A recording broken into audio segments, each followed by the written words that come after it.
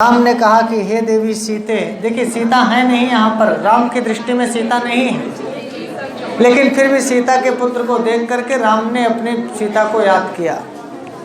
बहुत बार ऐसा होता है कि आपकी श्रीमती जी नहीं होती, लेकिन मौका वारदात पर आप उनको याद करते हैं।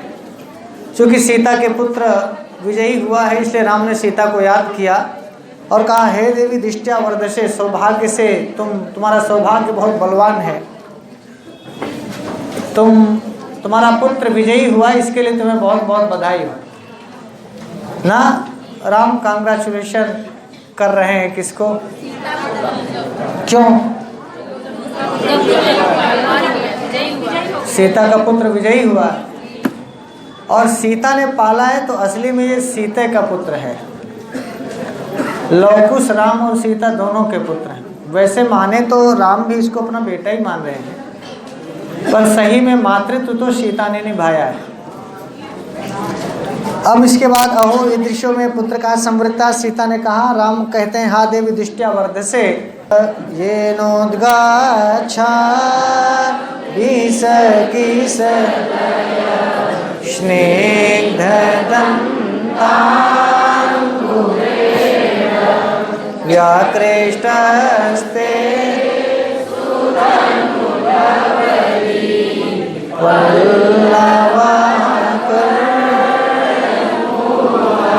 हे सुतनु, सुतनु माने सुंदर तनु वाली, तो सुतनु किसके लिए है?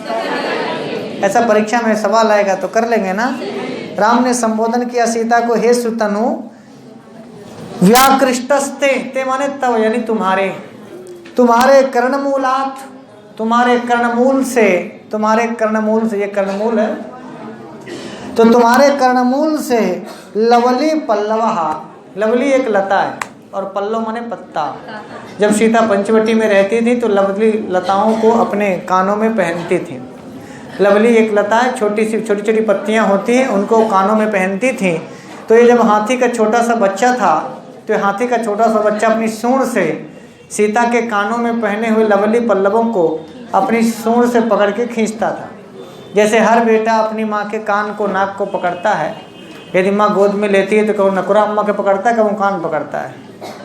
तो ऐसे ये भी सीता का पुत्र है, तो वो कभी कभी सीता के कर्णमूल से जो लवली पल्लव था उसको कर्णमूलात व्याकृष्टा, समझ में आ गया? कर्णमूलात व्याकृष्टा खींचता था, पकड़ता था। कैसे? बोले दंतांकुरेण, दंत माने दांतों के अग्रभाग से, अंकुर से, दंतांकुरों से। अच्छा दंत कैसे हैं? बोले स्निग्ध। दंतांकुरेण के आगे क्या लिखा है? स्निग्ध माने कोमल। हाथी का बच्चा था ना, बड़ा हाथी हो जाता तो दांत कोमल नहीं होते, कठोर हो जाते, तो इसीलिए लिखा है स्निग्ध दंतांकुरेण। और किसकी तरह कोमल हैं? बोले किसले। किसकी तरह?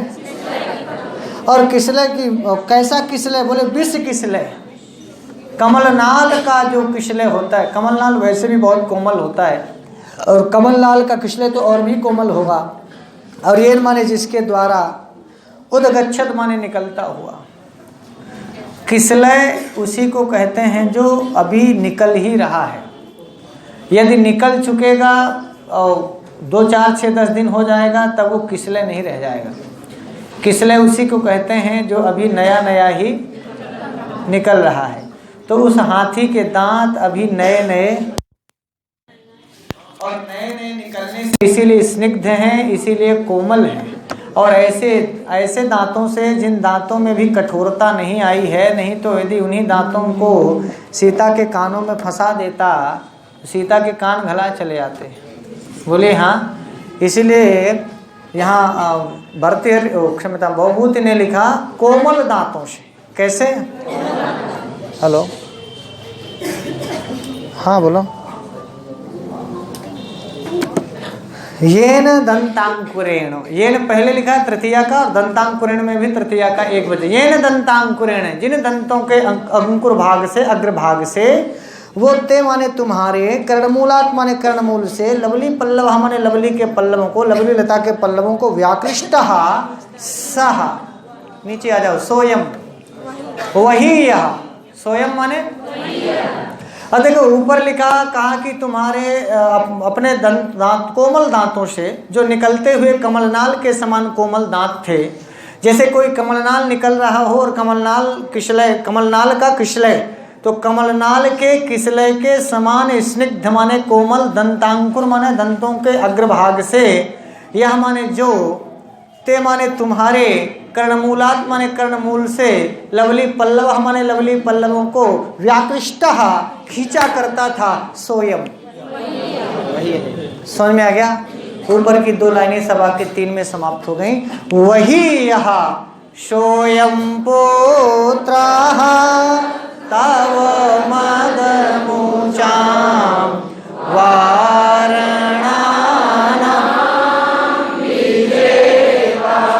वही तेरा बेटा सोयम पुत्रः तव तव तव, तो माने पुत्र माने वही तुम्हारा बेटा वारणा नाम विजेता, जो इतना नन्हा सा था, इतना नन्हा सा था कि अपने कोमल कोमल दांतों से तुम्हारे कानों के लवली लता को खींचता था। वही तुम्हारा पुत्र आज वारणा नाम विजेता हो गया, इसलिए बधाई। बात समझ में आई? ऐ माँ, जिस बेटे को तुमने गोद में लेके दूध पिलाया था और दूध पिलाते समय तुम्हारे नाक को पकड़ता था, कभी कान को पकड़ता था, अब वही बेटा मास्टर हो गया है स्कूल में, इसलिए है अम्मा तुमको बधाई, इतना बड़ा हो गया। बोलो। इसीलिए ऊपर की 2 लाइनों में ना उस बच्चे का बचपना वर्णित है, उस हाथी के बच्चे का, और नीचे की लाइन में जवानी वर्णित है, नीचे की 3री और 4थी लाइन में। और इतना बड़ा हो गया, इतना बड़ा हो गया कि जो अपने दंतांकुरों से तुम्हारे कर्णमूल से लवली पल्लवों को खींचता था, आज वो बड़े बड़े हाथियों को उन्हीं दांतों से खींच लाता है। इतनी जवानी आ गई, वारणा नाम विजेता। और तो पुत्रा और सोयम, वही वाला जो बचपन में तुम्हारे कान से लवली पल्लवों को खींचता था, सोयम। अयम माने यह, सा माने वही, वही यह वारणा नाम विजेता। बड़े वारण माने बहुत मदमस्त हाथी, बड़े बड़े हाथी। जो दरपात आया था ना, ये स्नान कर रहे थे गोदावरी में सीता तीर्थ में, तो एक हाथी आ गया था, उसी को इसने हरा दिया है, और हराने के बाद अब विजयी हो गया है। और वो जो हाथी था, वो हाथी का बच्चा नहीं था, वो तो दरपात, शोय मन्ये ने दरपात द्विरदपतिना, याद आया। इसीलिए कहा कि सोयम पुत्रः, मदमुचाम में षष्ठी का बहुवचन है, वारणा नाम में भी षष्ठी का बहुवचन है। राम ने कहा कि जो मद छोड़ते हैं, मुच माने छोड़ना, मदमुचाम माने मद बहाने वाले। मैं आपको बता दूं, हाथी जिसके मद बहता है वही जवान हाथी होता है। तो मदमुचाम वारणा नाम माने गजानाम, वारणा नाम माने, हाँ, तो मद बहाने वाले हाथियों का विजेता हो गया है। इसलिए सीते तुम्हें दिष्ट्या वर्धसे, इसीलिए सीता तुम्हें बहुत बहुत बधाई हो। बात समझ में आ गई? वारणा नाम विजेता कौन? तो पुत्र, कौन? वही पुत्र जो तुम्हारे कानों से लवली पल्लव को खींचता था, वही। ठीक हो गया। और कैसे वारण? बोले मदमुचाम वारणा नाम, मदमुचाम षष्ठी का बहुवचन, वारणा नाम में भी षष्ठी का। और विजेत्र शब्द है, त्रिच प्रत्यय लगा करके जी धातु से भी उपसर्ग पूर्वक विजेत्र बनेगा, रूप चलेगा विजेता, विजेतारौ, विजेतारा। विजेता कौन? स्वयं पुत्र, वही तुम्हारा पुत्र आज विजेता हो गया। मदमुचाम वारणा नाम विजेता। कर लेंगे। अब बोले तो क्या करें, और क्या हुआ? बोले यत् कल्याणम, वयस माने अवस्था में, तरुणे माने तरुण अवस्था, मतलब जीवावस्था, जवानी की अवस्था में, यौवनावस्था, हाँ सही बोले हैं, जवानी अवस्था। वयसी तरुणे, बोले यत् कल्याणम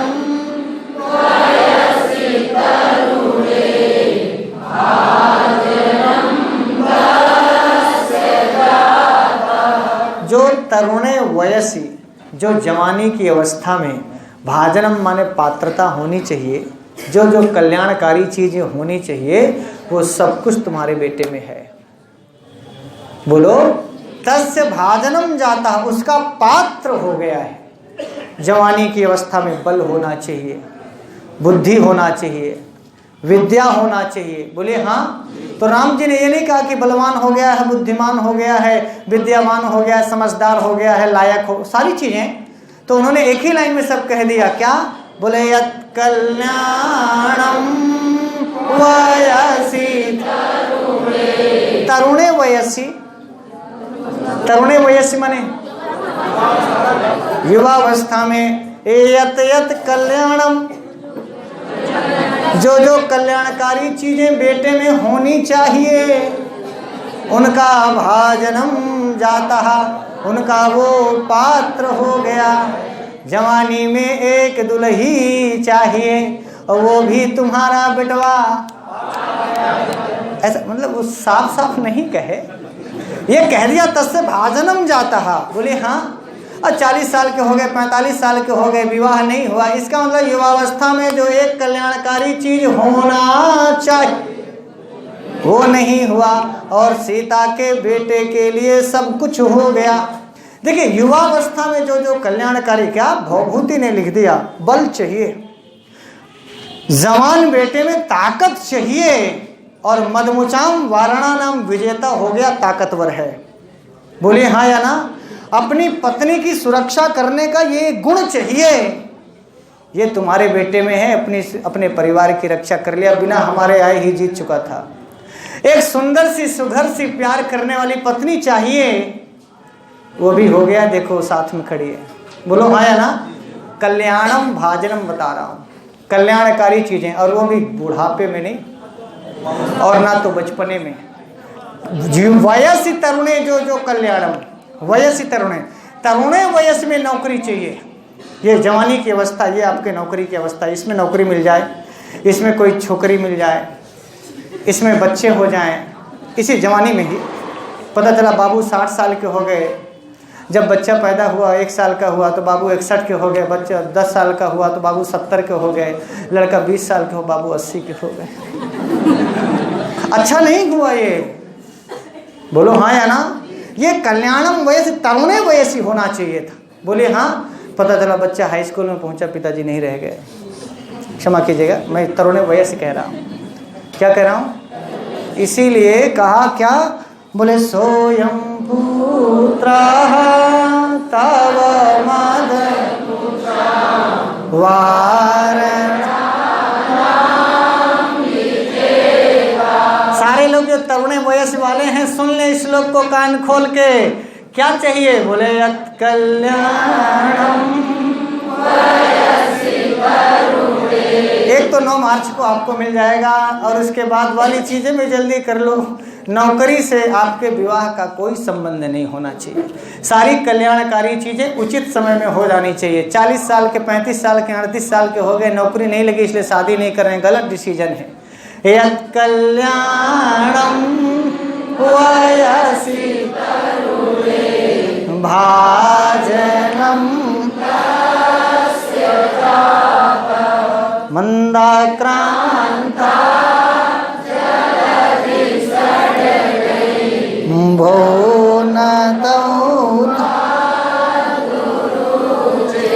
ये राम का आशीर्वाद है। सीता को बिना देखे ही वो कह रहे हैं। ये पूरा श्लोक सीता को सुनाया गया है। सीता नहीं है, राम ये जानते हैं, लेकिन सीता है ये भवभूति जानते हैं। हम सब जानते हैं कि सीता भी सुन रही हैं, लेकिन राम की दृष्टि में तो सीता आपका है। अच्छा अच्छा। बोले अभियुक्ता है इदानीम दीर्घायु अनया सौम्य दर्शनया। अभियुक्ता, सीता ने कहा अभियुक्ता इदानीम। इदानीम माने इस समय, अब, आज के बाद से। दीर्घायु, हमारा बेटा दीर्घायु हो। सीता ने किसको कहा?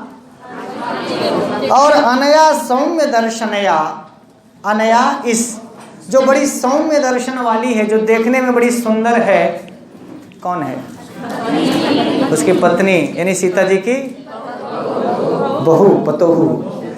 पतोहू के लिए कितना सुंदर करें कि अनया सौम्य दर्शनया, अनया इस सुंदर दिखने वाली से हमारे दीर्घायु पुत्र का इदानीम अभियुक्तः भवतु, कभी भी वियुक्त। वियुक्त माने और अवयुक्त माने तो अवयुक्त भवतु, कभी वियोग ना होवे। किसका? हमारे दीर्घायु का सौम्य दर्शना से। तृतीया लगाया सौम्य दर्शनया अनया, अनया सौम्य दर्शनया मम दीर्घायु पुत्रः कदापि अवियुक्तः भवतु। वियुक्ता भवत माने वियोग हो जाए, और अवियुक्तः भवतु कभी भी हमारे बेटे का हमारी बहू से वियोग ना हो। और सीता इससे सुंदर आशीर्वाद कुछ दे नहीं सकती, क्योंकि वियोग का क्या दर्द होता है इसे सीता से अच्छा कौन जान सकता है।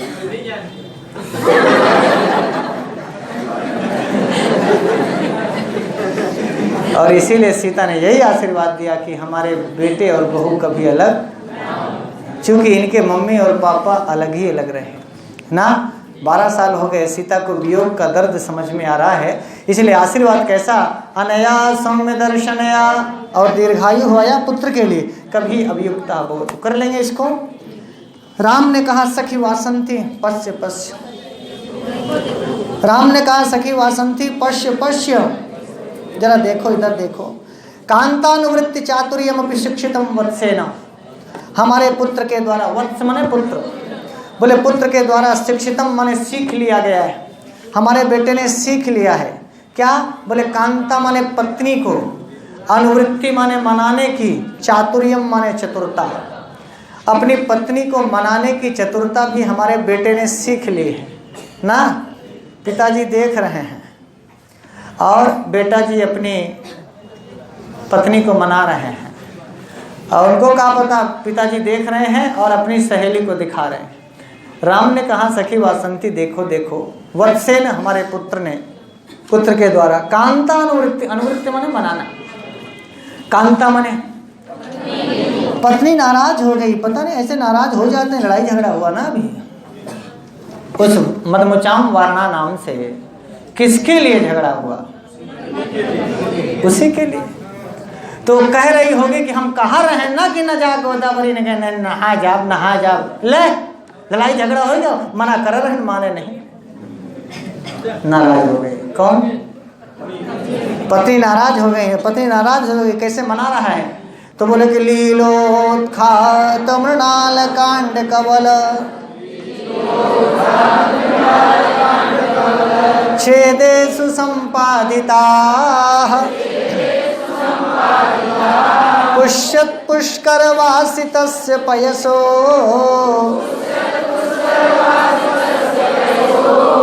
गण्डूष संक्रान्तयः सेकः सेकरिणा करेण विहितः कामं विरामे पुनः यत्स्नेहादनराल नाल नलिनी पत्रात् पत्रं धृतम्। यत् स्नेहात्, स्नेहात् माने देखो सखी, ये जो स्नेह के कारण किया है, सब जो भी कर रहा है वो हमारे प्यार के कारण। किसके प्रति प्यार है? किसका? हाथी कौन है? सीता का पुत्र है। राम का कौन है? राम को खुशी हुई ना, राम ने देखा कि यत् स्नेहात, बड़े प्यार से, अनराल, अनराल, अराल माने टेढ़ा और अनराल माने बोले सीधा, अनराल, नाल नलिनी, कमल नाल, कमलिनी का कमल नाल, कमलिनी का दंड, कमल दंड, जिसमें कमल के पत्ते ऊपर लगे हैं और वो किसी न किसी जड़ से जुड़ा है, तो वो कमल नाल हुआ ना। तो बोले अनराल सीधा, नाल कमल नाल, किसका? बोले कमलिनी का।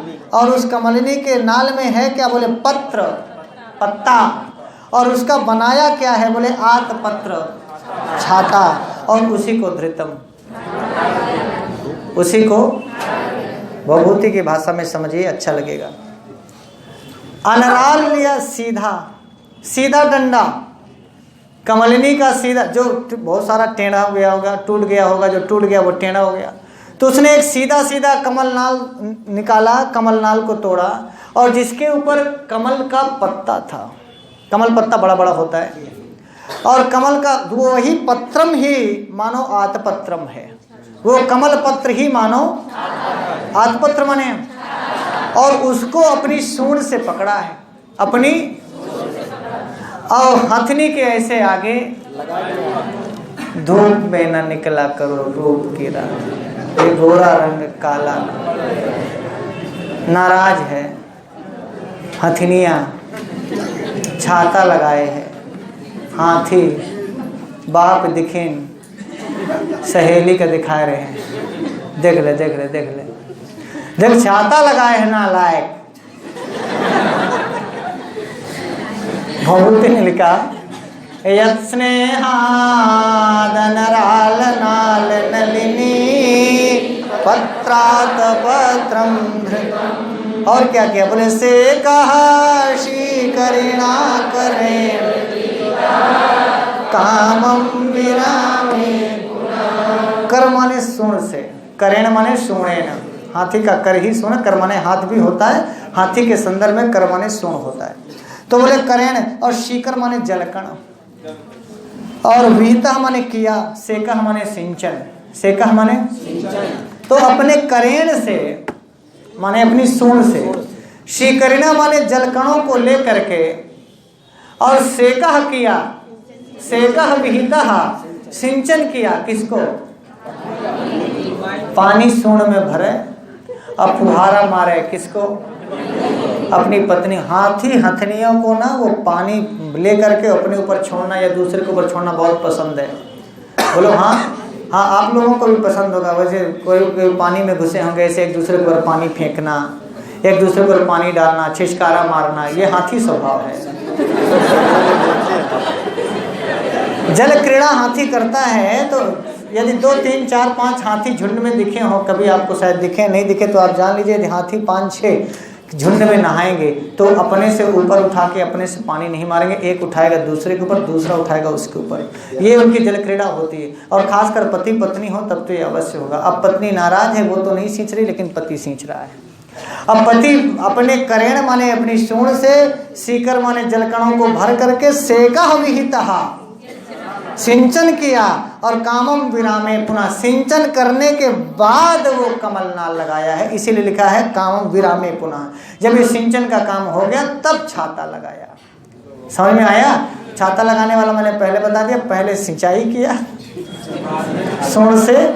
आदमी क्रोध में ना गर्म हो जाता है, तो पानी ले लेकर पहले क्या किया, छिछकारा मारा, और इसके बाद छाता लगाया। मना रहा है किसको? अच्छा, और कैसा पानी है? तो कहा पुष्यत पुष्कर वासितस्य पयसा। पैसा माने जल, पुष्यत माने खिलते हुए, पुष्कर माने कमल, और वासित माने सुगंधित। खिलते हुए कमलों से सुगंधित है जो जल, उसका गंडूस संक्रांत है। गंडूस माने होता है मुंह में पानी भरना फिर ऊपर उगलना, जिसको कुल्ला करना कहते हैं। जिसको क्या कहते हैं? हाँ, तो गंडूस संक्रांत कर रहा है, अर्थात अब मुंह में पानी भर करके उसके ऊपर फेंक रहा है। लेकिन वो पानी कैसा? खिलते हुए कमलों से सुगंधित जल की, कि खिलते हुए कमलों से जो कमल जल ऐसा जो कमलों के फूल के खिले होने से सुगंधित हो गया। देखिए उस सरोवर में कमल खिलेंगे, सरोवर में कमल खिलते ही। हाथी घुसेगा तो अपनी सूंड से वो कमलनाल खाएगा, तो कमलनाल जब खाएगा तो फूल पानी में छूट जाएगा, और यदि वो कमल का फूल पानी में छूट जाएगा तो उसकी सुगंधी भी बर्तनजली पानी में आएगी, और उसी पानी को जब वो भरेगा तो वो सेका से ये हो जाएगा पुष्यत पुष्कर वासितस्य पयशो गंडूष कर लेंगे इसको। पानी कैसा है? सुगंधित। खिलते हुए कमलों से वो पानी कैसा है? अच्छा, बोले कि लीलोत्खा। अच्छा, ये कमल पानी में कैसे आ गए उसको बता रहे। बोले लीला पूर्वक, उत्खात माने उखाड़ लिया है। क्या? बोले मृणाल कांड। मृणाल कहते हैं कमलनाल को। तो बोले कमलनाल, अच्छा कमलनाल को उखाड़ने में हाथी को बड़ी ताकत लगेगी? नहीं। तो कैसे होगा? लीला पूर्वक हो जाएगा। कमलनाल हम आप उखाड़ सकते हैं बड़े आराम से, बहुत कोमल नाल होती है और उसकी जड़ भी बहुत गहरी नहीं होती, आराम से आप छू लेंगे तो टूट जाता है कमलनाल। तो बोले लीलोत्खात, लीला पूर्वक उत्खात मैंने उखाड़ लिया है कमल कांड को और उनके कमलच्छेदेश। कमल, अच्छा आपको पता है कि हाथी कमल नाल खाता है? हाथी क्या खाता है? तो वो कमल नाल को उखाड़ा क्यों था? खाने के लिए। तो जब कमल नाल खाएगा, कमल का फूल नहीं खाता, कमल दंड खाता है बस। तो जब कमल दंड खाएगा तो क्या गिर जाएगा पानी में? फूल छोड़ देगा। वो फूल कहाँ गिरेगा? और वो फूल सुगंधित है, पानी में गिरेगा, पानी सुगंधित हो जाएगा। तो पहले तो लीला पूर्वक कमल नालों को उखाड़ा है, कुछ खाया है, कुछ खिलाया है, कुछ खाया है, कुछ खिलाया है, और जो फूल टूट गए हैं वो पानी में तैर रहे हैं। उसी से संपादिता, उसी से संपन्न हुआ है क्या? पानी में जो वासिता आई है, सुवासिता आई है, पानी में जो सुगंधी आई है वो कमल के फूलों से आई है, ठीक है। और जो कौर खिलाने की बात हुई है वो कमल दंड ही, हाथी को कमल नाल पसंद है, इसीलिए लीला पूर्वक कमल नाल को उखाड़ करके कुछ कमल नाल खाया, कुछ खिलाया, और फूल टूट के गिर गए पानी में। पानी में गिरने से पानी सुगंधित हो गया और ऐसे सुगंधित पानी का कुल्ला कुल्ली हो रहा है, कुल्ला कुल्ली, बोलो हाँ। और फिर थोड़ी देर बाद अपने खूब बढ़िया पानी भर करके फुहारा मार रहा है जल का। किसका? फव्वारादार फुहारा, ठीक है। कुल्ला अलग है और फुहारा अलग है? मुँह में पानी भर के इसे यहाँ से वहाँ तक मारे वो कुल्ला है। और कभी कभी मुँह से आप कभी मंजन के बाद भी आप बाबा को देखे होंगे, बाबा लोग पानी जब बाहर से ऐसे फेंकते हैं तो फव्वारादार फेंकते हैं। या तो मुंह से कुल्ला मारना, पानी की धार मारना है, और फव्वारा मारना, फव्वारा पानी का एक एक कण अलग अलग हो जाता है। आज घर में जाके कुल्ला और फव्वारा दोनों करना है। कुल्ला एकदम अलग है, फव्वारा एकदम अलग है। फव्वारे में पानी ना फोर्स में नहीं आता, जलकण के रूप में आता है। फव्वारा में नहाए होंगे ना, शायद आपके घर में लगा भी हो। तो जो फुहार, आप एक नल की टोंटी से निकलने वाला पानी कुल्ला है, और ऊपर से जो गिरता है वो सावर वाला फव्वारा। समझ गए हो तो समझ गए। इसीलिए हाथी दो काम कर रहा है। आप बोलेंगे सर कैसे आप अभी आप कर, नहीं, जब वो शिकरणाकरण कर रहा था तो वो फव्वारा स्नान था और उसके पहले टोंटी स्नान हो रहा था। टोंटी के नीचे खोल के बैठ जाना, ये गंडू से संक्रांतिया था, ये कुल्ला था, और फिर सावर स्नान कराया किसको? हाँ, और कहा मान जाओ जाने मन। बोले कहाँ लिखा है सर? ये लिखा है यत्स्नेहा अनुराग पत्रात पत्रम धृतम। ये बात किसने कही? किसको दिखा रहे हैं? हाँ, अब सीता सुन रही है। सीता ने कहा भगवती तमसे अयम तावत ईदृशो जाता, ये इतना बड़ा हो गया। अयम माने कौन? वो हाथी का बच्चा जो सीता का पुत्र है। तो अयम माने यह पुत्र तो तावत ईदृशो जाता, इतना बड़ा हो गया। तब वे दोनों पुनर्न जानामि, मैं नहीं जानती, एतावता कालेन, इतने समय में, कुश लवौ, कुश और लव, कीदृशौ संवृत्तौ इति, कितने बड़े हो गए होंगे। किसकी याद आई? ये लवकुश का बड़का भैया है हाथी। लवकुश का बड़ा भैया ना हुआ हाथी, तो वो ये याद कर रही हैं कि ये इतना बड़ा हो गया, इनके बाद लवकुश हुए हैं। भाई ये तो गज शावक था, इसकी माँ जैसे पैदा करते ही हथनी मर गई थी, तो ये लावारिस था, इसको सीता ने जंगल में रहती थी इसलिए पाल पोस के बड़ा किया ना। और वो तो उनके अपने बेटे थे, तो उनको इस बेटे को देख करके अपने उन दोनों बेटों की याद आ गई। और वो तमसा से कहती हैं सीता कि तो वे दोनों पुनर्न जानामि, मैं नहीं जान पा रही हूँ, एतावता कालेन, लगभग 12 साल हो गए। और दूध छोड़ने के बाद लवकुश आश्रम में आ गए हैं, सीता के पास नहीं है। तो 12 सालों से जो मान लो 2, 4, 5 साल तक दूध पिए होंगे, तब भी 6, 7 साल हो गए। तो इन्होंने कहा कि इतना समय बीत गया, कुश लवो कीदृशो समृद्धो, हमारे कुश और लोग कैसे हो गए होंगे। तमसा ने कहा यादृशो अयम, जैसे यह तादृशो तावपि, समझ में आ गया? वे दोनों भी इतने बड़े हो गए होंगे, बलवान हो गए होंगे, ताकतवर हो गए होंगे, बुद्धिमान हो गए होंगे, समझदार हो गए होंगे। समझ में आया? तो तमसा ने कहा यादृशोयम तादृशो तावपि, यहाँ तव से किसका बोध हुआ? लवकुश का। और अयम से, हाँ सही है, यादृशो अयम, जैसे ये बेटा है आपका वैसे वो दोनों बेटे भी हो गए होंगे। सीता ने कहा ईदृशी अस्मि मंद भागिनी, मैं ऐसी अभागिनी हूँ। ईदृशी धन अस्मि, ई के स्थान पर या आदेश हुआ, यण संधि। ईदृशी अस्मि मंद भागिनी, मैं ऐसी अभागन हूँ। यस्याह न केवलम आर्यपुत्र विरहा, जिसका केवल आर्यपुत्र से विरह नहीं है, पुत्र विरहोपि, मतलब ये परीक्षा में पूछ लेगा, लिख लेंगे ना। मैं ऐसी अभागन हूँ, मंद भागिनी, यस्याह माने जिसका, न केवलम आर्यपुत्र विरहा, केवल आर्यपुत्र यानी पति बस से विरह नहीं है, पुत्र विरहोपि, पुत्र भी हमारे साथ नहीं। तमसा ने कहा भवितव्यता इयम ईदृशी, भवितव्यता माने ऐसा होना ही था, इयम माने यह, ईदृशी माने ऐसी। पति ने आपको छोड़ा, उसको भी तमसा ने कहा ये भवितव्यता है, होनहार है। और पुत्र भी आपसे दूर हैं, भाई आप रह रहे हो रसातल में, रसातल में कौन ऋषि जाके तपस्या करे? और जब कौन तपस्या न करे तो वहाँ कौन गुरुकुल नहीं है, और गुरुकुल नहीं है तो लड़का का पढ़ावे के तो भूतल में आना पड़ेगा। और भूतल में वाल्मीकि के यहाँ दोनों पुत्र पढ़ रहे हैं और अम्मा रह रही रसातल में, बाबू रह रहे हैं अयोध्या में, कैसे होगा बताइए? संयोग ही नहीं हो पाया। एक अयोध्या में है, पृथ्वी के साथ हैं सीता रसातल में, और बच्चे वाल्मीकि के आश्रम में। तो उन्होंने कहा कि मैं ऐसी अभागन हूँ कि ना हमारे साथ मेरा पति है और ना ही पुत्र।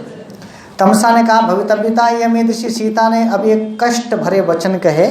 सीता ने कहा किम वा मया प्रसूतया, मेरे बच्चे पैदा करने का क्या मतलब, मेरे 2 बच्चे हुए तो उससे भी क्या प्रयोजन? ये ने एतादृशम मम पुत्र कयो, जो इतने बड़े मेरे पुत्र हो गए, एतादृशम 12 साल हो गया पुत्र को पैदा किए हुए।